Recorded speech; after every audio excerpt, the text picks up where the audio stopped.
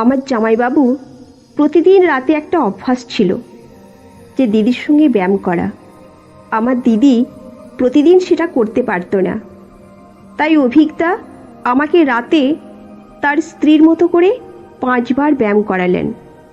আমি দিদির বিয়েতে অতিথি হিসেবে এসেছিলাম, কিন্তু আমাকেও এই নতুন অভিজ্ঞতার মুখোমুখি হতে হলো।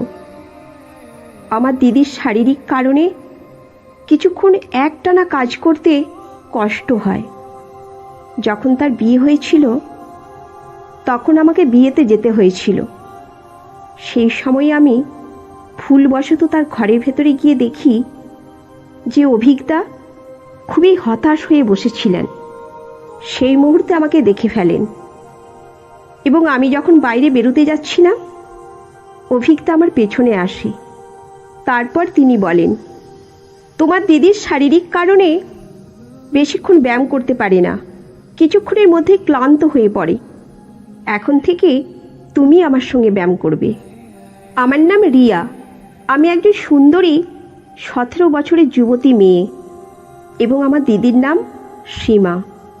সে আমার থেকে 5 বছরের বড়। যখন সে 22 বছর বয়সে পৌঁছেছিল তার বিয়ে হয়ে গেল। আমি তার বিয়েতে তার বাড়িতে এসেছিলাম। দিদির বিদায়ের সময় আমার সৎমা আমাকে কাপড় ভর্তি একটা ব্যাগ দিলেন এবং বললেন, সীমার সঙ্গে 6 দিন থাকা দরকার। আমি চাই যে তুমি তোমার দিদির সঙ্গে যাও, কারণ সে তোমাকে সঙ্গে আসতে বলেছে। মায়ের কথা শুনে আমি ব্যাগটি নিয়ে অভিজ্ঞতার গাড়িতে রাখলাম। যখন আমি দিদির পাশে বসার চেষ্টা করছিলাম তখন অভিজ্ঞতা আমাকে দেখতে পেলেন। আমি পাশের সিটে বসে গেলাম এবং আমরা দিদির শ্বশুরবাড়ি চলে এলাম। দিদির শাশুড়ি তাকে খুব ধুমধাম করে স্বাগত জানালেন। বিয়ের 4 দিন পর তার শাশুড়ি তার বাড়িতে ফিরে গেলেন। তিনি তার ছেলের বিয়ের জন্য 4 দিনের জন্য এই শহরে এসেছিলেন। 4 দিন কেটে গেল এবং সব কিছুই ভালোভাবে সম্পূর্ণ হলো। যখন আমি আমার বাড়িতে ফিরে আসতে যাচ্ছিলাম তখন দিদি বলল, তুমি কিছুদিন এখানে থাকতে পারো। আমি কিছুক্ষণ অপেক্ষা করলাম। তারপর অভিজ্ঞতা এসে বললেন, যদি তোমার কোনো অসুবিধা না হয় তাহলে কিছুদিন আরও এখানে থাকো। আমি এটা মেনে নিলাম এবং আমার মাও এতে খুশি হলেন। এরপর দিদি আর অভিজ্ঞতা বাইরে গেলেন এবং আমাকেও সঙ্গে নিয়ে গেলেন। আমি তাদের জুড়ি দেখে খুব আনন্দিত হলাম। অভিজ্ঞতার শরীর সাধারণ ছিল এবং দিদি ভারী ছিলেন। রাতে দিদি আমাকে খাবারের প্যাকেট দিলেন, কিন্তু আমার খিদে লাগেনি। আমি সেটা রান্নাঘরে রেখে নিজের ঘরে চলে গেলাম। তারপর হঠাৎ করে দিদির ঘর থেকে অদ্ভুত শব্দ শুনতে পেলাম। আমার কৌতূহল জাগলো এবং আমি সেখানে গিয়ে উঁকি দিলাম। দেখি অভিজ্ঞতা দিদির পাশে বসে আছেন, কিন্তু দিদি গভীর ঘুমে ছিলেন। মনে হলো অভিজ্ঞতা চিন্তিত মনে বসেছিলেন। তাদের দেখে আমার মনে একটু খারাপ লাগলো, কারণ হয়তো অভিজ্ঞতা দিদির কাছ থেকে সব কিছু পাচ্ছেন না যা তিনি চাইছিলেন। পরের দিন রাতে আমি আবার তাদের দেখলাম। এবারও দিদি গভীর ঘুমে ছিলেন এবং অভিজ্ঞতা চিন্তিত মনে বসেছিলেন। আমি তাদের মুখে হতাশার ঝলক দেখতে পেলাম। তখন অভিজ্ঞতা আমার দিকে তাকালেন। আমি লজ্জিত বোধ করছিলাম যে আমি তাদের দেখেছি।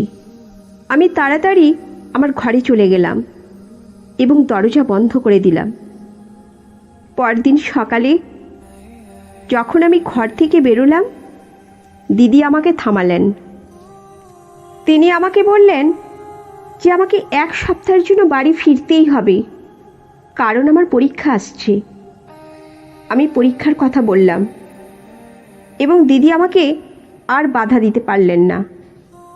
বাড়ি ফিরে আমি আমার পড়াশোনায় মন দিলাম। পরীক্ষার কয়েকদিন বাকি ছিল এবং হঠাৎ করে অভিজ্ঞতার ফোন এলো। তিনি আমাকে তাদের বাড়িতে যেতে বললেন। অভিজ্ঞতা বললেন, দিদির খুব মন খারাপ করে আছে এবং সে বারবার তোমাকে ডাকে। আমি তার কথা শুনে দিদির বাড়িতে চলে গেলাম, কারণ আমি দিদিকে খুব ভালোবাসতাম। যখন আমি তাদের বাড়িতে গেলাম, সেখানে সব কিছু খুব শান্ত ছিল। এক রাতে মজা করতে করতে আমি অভিজ্ঞতার কাছে গিয়ে আর জিজ্ঞাসা করলাম, দিদি ব্যায়াম করতে পারছে কি না। ভাবছিলাম দিদি একটু রাগ করবে আর পরিবেশ হালকা হবে, কিন্তু তার বদলে দিদি আমার দিকে খারাপ চোখে দেখলেন এবং রান্নাঘরে চলে গেলেন। কিছুক্ষণ পর আমি দেখি যে অভিজ্ঞতা বাইরে বসে আছেন। আমি তার পাশে গিয়ে জিজ্ঞাসা করলাম, সব ঠিক আছে তো অভিজ্ঞতা? তিনি কোনো উত্তর দিলেন না এবং আমার হাত ধরে আমাকে তার ঘরে নিয়ে গেলেন। তিনি কিছু দেখানোর চেষ্টা করলেন, কিন্তু আমি বুঝতে পারলাম না। পরদিন আমি স্নান করতে গেলাম, তখন হঠাৎ নল থেকে পানি আসা বন্ধ হয়ে গেল। আমি দিদিকে ডাকতে লাগলাম, কিন্তু তার মন শুধুই মোবাইলে ছিল। আমি দরজায় নক করলাম এবং যখন দরজা খুললাম, তখন আমি অভিজ্ঞতার মুখোমুখি হলাম। আমার গায়ে পোশাক পুরোপুরি ছিল না। আমি বললাম, অভিজ্ঞতা, পানি আসছে না। তিনি তাড়াতাড়ি একটি বালতি পানি এনে দিলেন। আমি তাড়াতাড়ি স্নান করে বাথরুম থেকে বেরোলাম, কিন্তু দিদিকে কোথাও দেখতে পেলাম না। আমি অভিজ্ঞতাকে জিজ্ঞাসা করলাম, দিদি কোথায়? তিনি বললেন, দিদি অফিসের কাজের জন্য বেরিয়ে গেছেন। আমি রাতে এ বিষয়ে কিছু বললাম না। পরের দিন দিদি বাড়ি ফিরে এলো। আমি তাকে জিজ্ঞাসা করলাম, তুমি কেন আগে বলনি যে তুমি ইন্টারভিউ দিতে যাচ্ছ? দিদি বলল, তোমার এখনো সেই বয়স হয়নি যে তোমাকে সব বলবো। এটা আমার বাড়ি, আমি যা চাই তাই করব। তার কথায় আমার খুব রাগ হলো, আর আমি বললাম, তোমার আর চাকরি খুঁজতে হবে না। তোমার আসল দায়িত্ব তোমার বাড়িতে। তুমি অকারণে অন্য কাজ করছো। দিদি আমাকে বলল, তোমার মনে হচ্ছে তুমি আমার চেয়ে আমার স্বামীর বেশি খেয়াল রাখছো। তাহলে তুমি তার খেয়াল রাখো।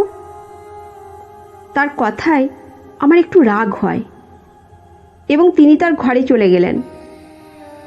আমাদের মধ্যে মতবিরোধ চলছিল, আর তখনই অভিজ্ঞতা ঘরে ঢুকলেন। তিনি বললেন, রিয়া, এখন তুমি কি করছো? আমি বললাম, আমার দিদি খুব রেগে আছে।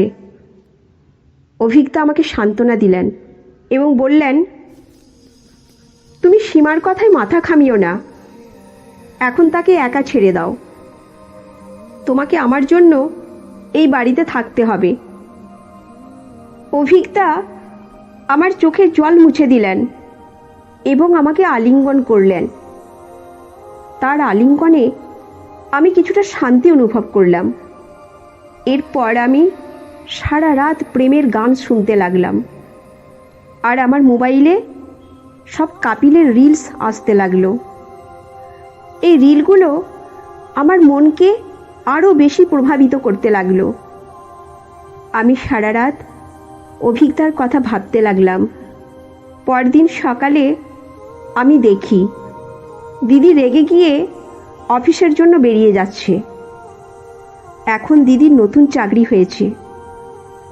দিদি ও অভিজ্ঞতার মধ্যে কিছু মতবিরোধ দেখা দিল। আমি বুঝতে পারলাম তাদের মধ্যে সমস্যা তৈরি হচ্ছে। তাই আমি সিদ্ধান্ত নিলাম যে রাতে আমি তাদের ঘরের দিকে একটু নজর দেব। আমি দেখতে চাইছিলাম তাদের মধ্যে এই চিন্তার কারণ কি?